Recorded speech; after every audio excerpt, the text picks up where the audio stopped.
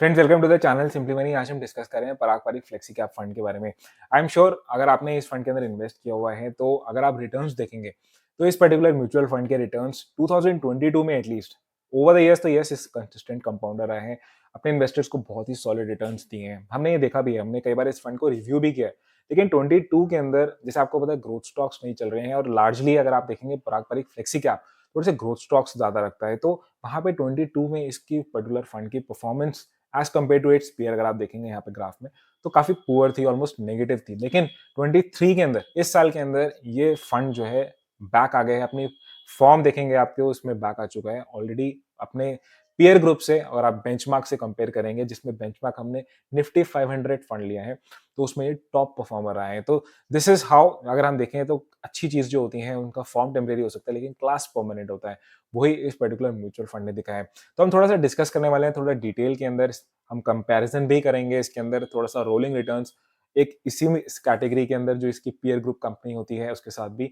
Video को आप and तक जरूर देखिएगा क्योंकि हम थोड़ा सा नई चीज डिस्कस करने वाले हैं वीडियो के एंड के अंदर, जिसमें हम राजीव ठक्कर जो इसके पर्टिकुलर म्यूचुअल फंड ने अभी रिसेंटली आपको पता है मुंबई में इन्होंने एक कॉन्फ्रेंस होल्ड करी थी जहां पे इन्वेस्टर्स को इन्होंने कुछ एक स्टाइल बताए थे अपने इन्वेस्टमेंट्स के, एटलीस्ट इन दिस फंड, उसको हम डिस्कस करेंगे। तो अगर हम देखें थोड़ा सा, अगर हम इस फंड के बेसिक फैक्ट्स देखते हैं आपको, तो आपको बताइए कि ये जो फंड है 10 ईयर से हमारे पास एक्सिस्टेंस में है। फ्लेक्सी कैप फंड है तो लार्जली देखिए लार्ज कैप की कैटेगरी सबसे ज्यादा है, ऑलमोस्ट 70% आपको लार्ज कैप कंपनीज मिलेंगी। बाकी के जो आपका मिड एंड स्मॉल की जो आपका लोकेशन है that is almost close to 15%, ज्यादा नहीं है, 15% ही है। और रेस्ट अगर आप देखेंगे क्लोज टू 14% जो है इसके अंदर कैश एंड इक्विवेलेंट्स, यानी कि ये अपॉर्चुनिटी अभी के टाइम पे आप देखेंगे तो इसका कैश इक्विवेलेंट थोड़ा सा ज्यादा है as compare to the previously. और इसके फंड मैनेजर ने ये भी बताया था कि वो अपॉर्चुनिटी ढूंढते रहते हैं। उनको लगता है जब मार्केट के अंदर, क्योंकि कभी भी अपॉर्चुनिटी आ सकता है, मार्केट कभी भी नीचे गिर सकता है, उस टाइम के लिए थोड़ा सा कैश अपने टाइम थोड़ा सा ज्यादा रखते हैं।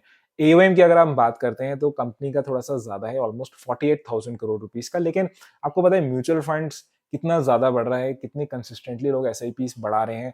तो अगर हम देखें ओवरऑल, अगर हम देखें तो पूरा कितना म्यूचुअल फंड्स का एयूएम है ओवरऑल, तो उसको कंपैरिजन करते हैं तो बहुत ज्यादा नहीं है। स्पेशली क्योंकि ये फ्लेक्सी कैप के अंदर आता है और फ्लेक्सी कैप्स जो मोस्टली लार्ज कैप्स होती हैं उसके अंदर आपको एयूएम ज्यादा होने पे बहुत ज्यादा वरी की प्रॉब्लम नहीं, क्योंकि स्पेस बहुत ज्यादा है जिसमें हमारे पास जो फंड मैनेजर है उस फंड को लोकेट कर सकता है। स्पेशल और बाकी लिक्विडिटी इतनी ज्यादा हाई होती है लार्ज कैप्स के अंदर, तो it's not a big big deal जिसकी वजह से आप इस फंड को या किसी फंड को सिलेक्ट ना करें, specially large and flexi caps के अंदर।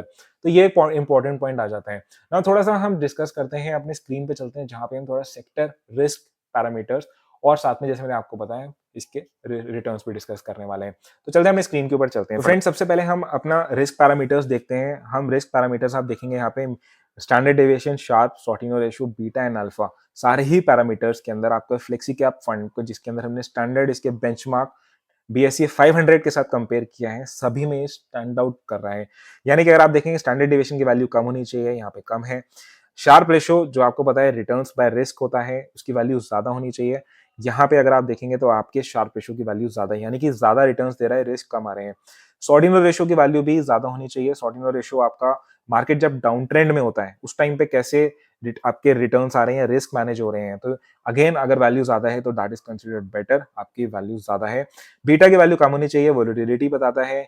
और आपकी अल्फा की वैल्यू ज्यादा होनी चाहिए जो कि आपको रिटर्न्स बताता है। यानी कि सारे ही रिस्क पैरामीटर से आप देखेंगे तो फंड को परफॉर्मेंस की, मतलब एटलीस्ट रिस्क वाइज से आपको टेंशन लेने की कोई बात नहीं है इसके अंदर ना। अगर हम देखते हैं इस पर्टिकुलर जो है म्यूचुअल फंड का थोड़ा सा पोर्टफोलियो डिस्कस करते हैं, तो ऑलमोस्ट 41 नंबर ऑफ स्टॉक्स हैं जो कि बहुत ज्यादा नहीं है, कम भी नहीं है।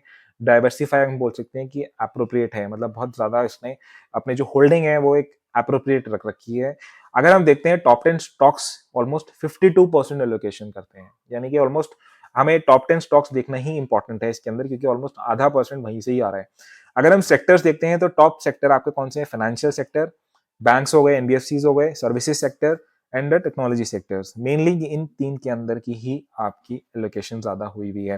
नाउ अगर हम देखते हैं तो यहाँ पे जो फोर्थ सेक्टर है that is the automobile, consumer stables, material, energy, health care and metals and mining. अगर आप देखेंगे कुछ एक सेक्टर्स यहाँ पे नहीं है, लाइक ईवी सेक्टर मुझे, या फिर आप लिखेंगे डिफेंस, जैसे फॉर एग्जांपल अगर आप देखेंगे कैपिटल गुड्स जैसा एक सेक्टर है, कुछ एक सेक्टर्स यहाँ पे नहीं है।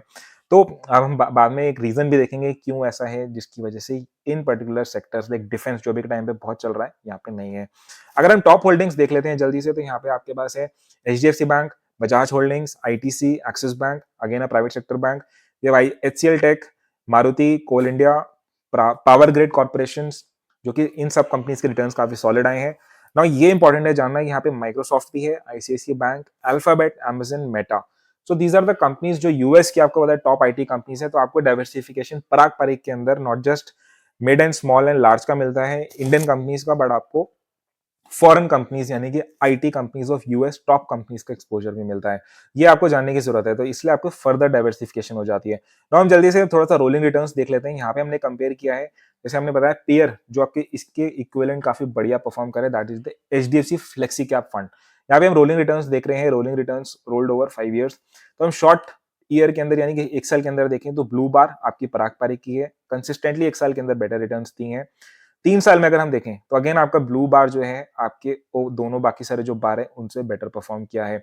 लॉन्ग टर्म भी देख लेते हैं, चलिए 5 ईयर्स के अंदर आप देखते हैं तो अगेन आपका जो है ब्लू बार जो है आपकी ओवर द अगर आप देखेंगे ईयर्स, अगेन आपकी पराग पारिक फ्लेक्सी कैप की बेटर परफॉर्म की है।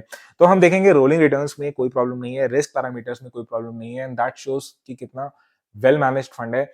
ये ऐसा फंड है जिसके अंदर अगर आप इन्वेस्टमेंट स्टार्ट कर रहे हैं तो आप कंसिडर कर सकते हैं। देखिए हम कोई इन्वेस्टमेंट एडवाइस नहीं दे रहे हैं, बिकॉज आपको अल्टीमेटली आपको जो इन्वेस्ट करना है अपने फंड मैनेजर, बट ये ऐसा फंड है जो कि अगर आप लेट सपोज इंडेक्स फंड के अलावा कोई एक लार्ज कैप कैटेगरी देख रहे हैं तो going for a active large cap आप एक फ्लेक्सी कैप इन स्पेशली इस पर्टिकुलर फंड को कंसिडर कर सकते हैं अपनी नॉलेज के हिसाब से।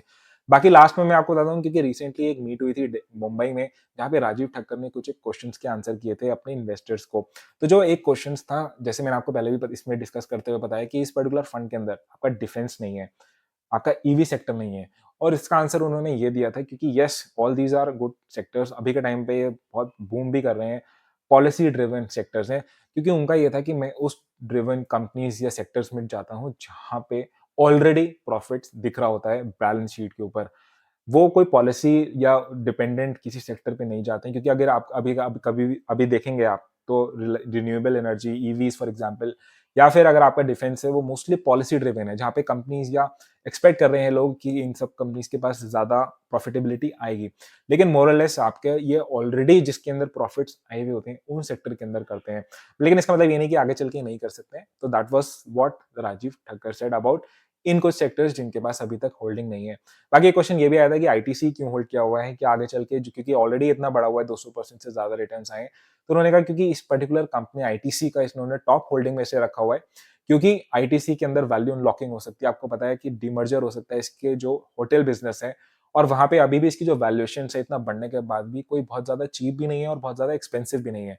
तो दैट इज वाई उनको अभी भी पोटेंशियल लगती है स्टॉक लाइक आईटीसी, इसलिए उन्होंने उस पर्टिकुलर स्टॉक को रखा हुआ है। तो ये सब कुछ बातें थी जिसके अंदर मैं आपको पराग पारिक के बताना चाहता था। तो आपको अल्टीमेटली लाइक आई मेंशन आपको एडवाइस अपने जो इन्वेस्टमेंट करनी है अपने फंड मैनेजर की फाइनल एडवाइस पे ही करिएगा। कोई और डाउट होता है, आपने किसी फंड के अंदर इन्वेस्ट किया हुआ है, इसी फंड के अंदर इन्वेस्ट किया हुआ है, तो नीचे कमेंट बॉक्स के अंदर प्लीज बताइए। अगर आप चैनल पे फर्स्ट टाइम आए हैं तो प्लीज सब्सक्राइब इट। वीडियो अच्छी लगी तो लाइक करिएगा। मिलेंगे नेक्स्ट टाइम किसी और टॉपिक के साथ। Until then thank you so much, thanks a lot.